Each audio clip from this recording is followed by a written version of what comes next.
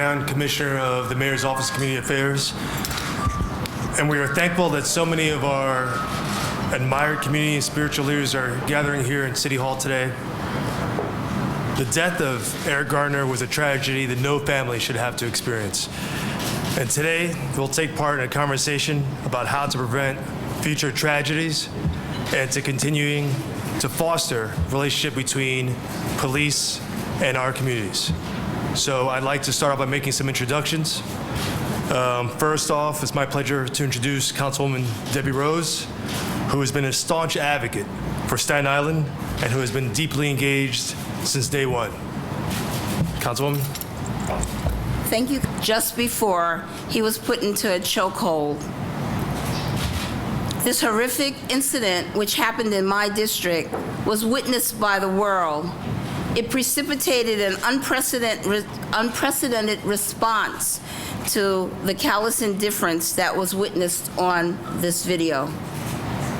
There was an immediate response from the mayor and the police commissioner guaranteeing or giving us assurances that there would be an expedited, transparent investigation. And they, in fact, have done that. This meeting today is being facilitated by the mayor to bring about continued dialogue between the community and the New York Police Department. We're thankful for the opportunity to be here to say once again to the NYPD and to all involved that we are a community that mourns, but we are a community that demands justice. And I thank the mayor and the police commissioner for facilitating this meeting.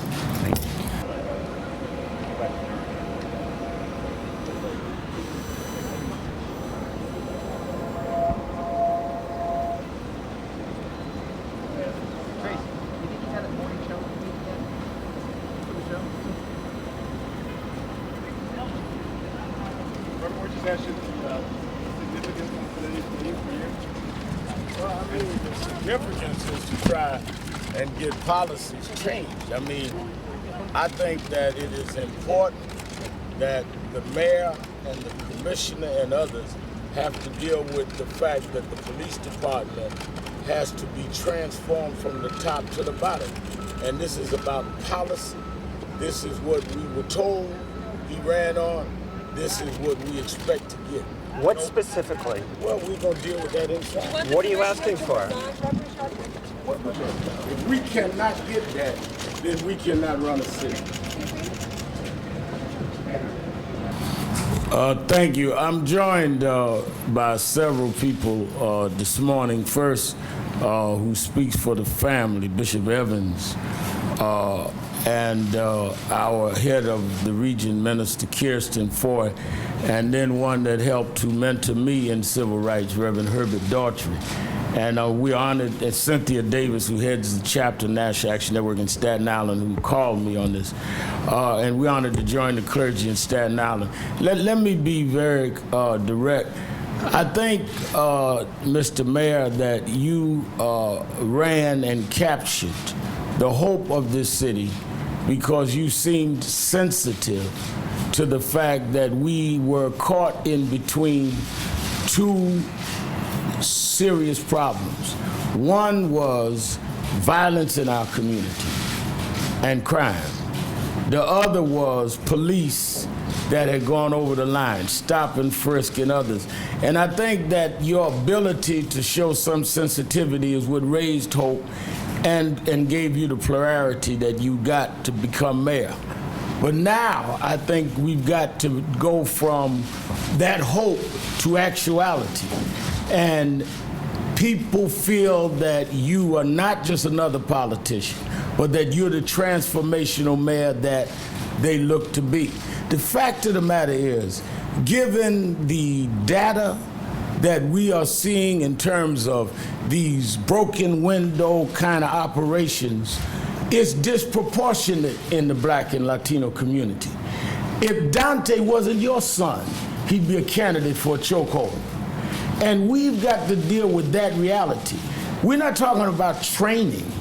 Training is important, but you don't need training if a man's saying 11 times, I can't breathe, and you still hold him in a gridlock. You don't need training. You need to have people that understand the law is what they protect and uphold. They're not above the law. I heard the commissioner say race wasn't involved. We don't know that. How do we assume before an investigation that a policeman with 2 civil rights violations didn't have race involved? So we're going to prejudge what we want and tell the community to wait on the results.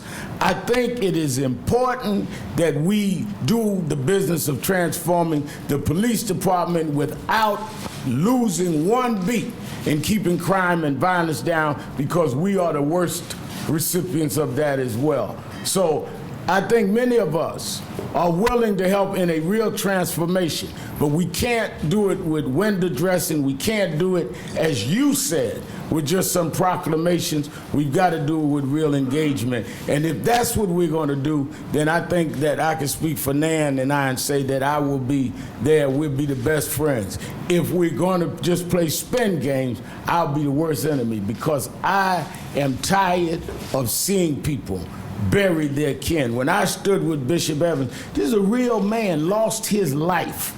We're not talking now, too many people involved in this act like these families are props for some other agenda.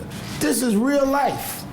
And unless we solve it and deal with it, and you raise the hopes to be the mayor that could do it, unless we do it under you, I don't know how we do it.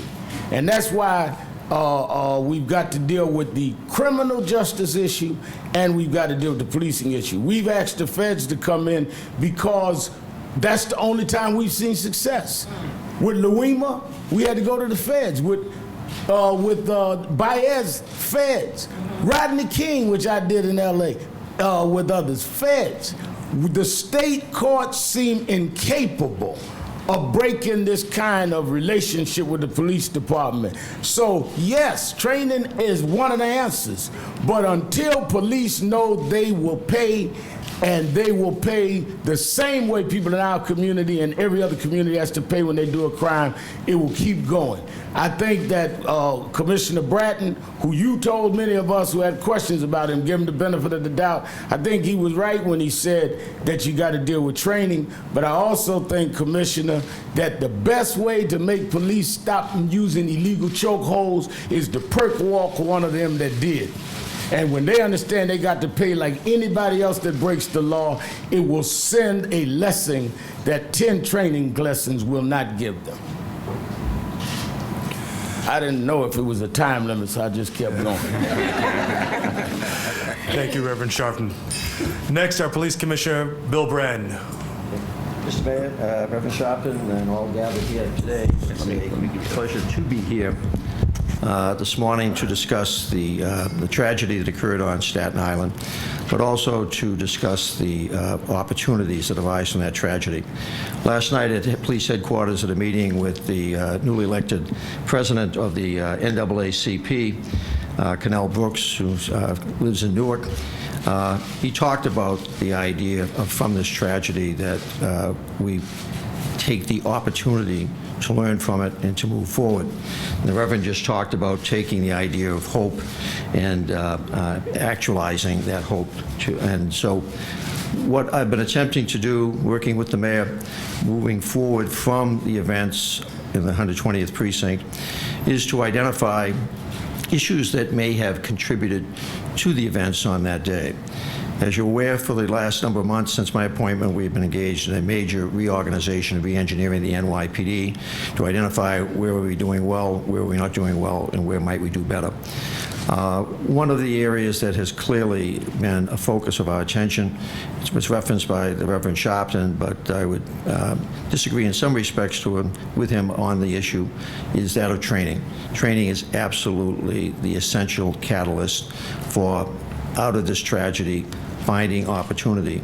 Opportunity that the mayor is very supportive of, in that my intention moving forward is that we shall retrain the whole department, all 35,000 members, and particularly those 20,000 officers who routinely work the streets in uniform or plain clothes. We have put together a very quick budget projection for what it would take, how long it would take. I have people currently in Los Angeles, they're going to Las Vegas, and we have worked with the major city chiefs, IACP, Noble, National Organization of Black Law Enforcement Executives, with the Police Foundation, with the Police Executive Research Forum, and with the National Institute of Justice to gather up the latest state-of-the-art in terms of police engagement and use of force when engaged in enforcement actions. Our focus will be to develop within the New York City Police Department the state-of-the-art in terms of how do we engage with the public, engage in a way in which we are not just there to generate activity, but we are there to engage to deal with the issues of concern they have, but to do it in a way that we build respect, we build trust, we build confidence, rather than the events of the 120 precinct have done, erode confidence in the police and erode confidence in what our intentions are. We will learn from this. We will move forward from this. We'll move forward in a way to ensure that the memory of this tragedy is around the idea of the good that came out of it rather than just the negative. I am committed to that. This is going to take some time to address in a variety of ways. The investigation of the event itself is in the hands of the district attorney.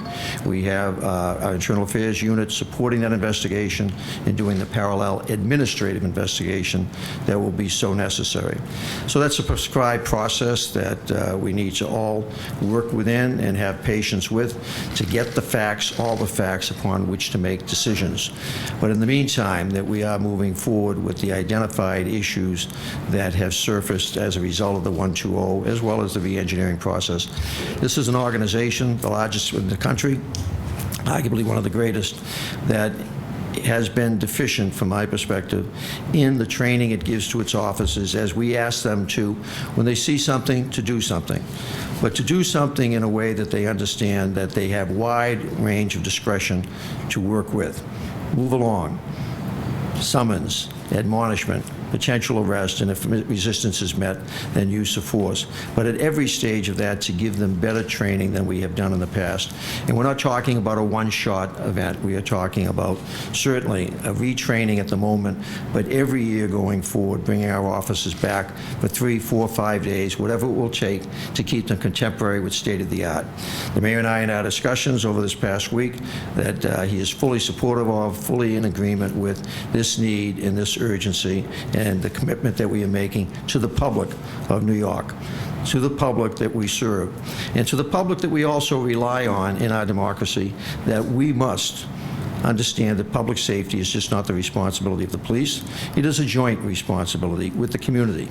And the way we get the community involved is to build respect rather than distrust, and that's what we are certainly going to be committed to going forward. Thank you, Commissioner Bratton.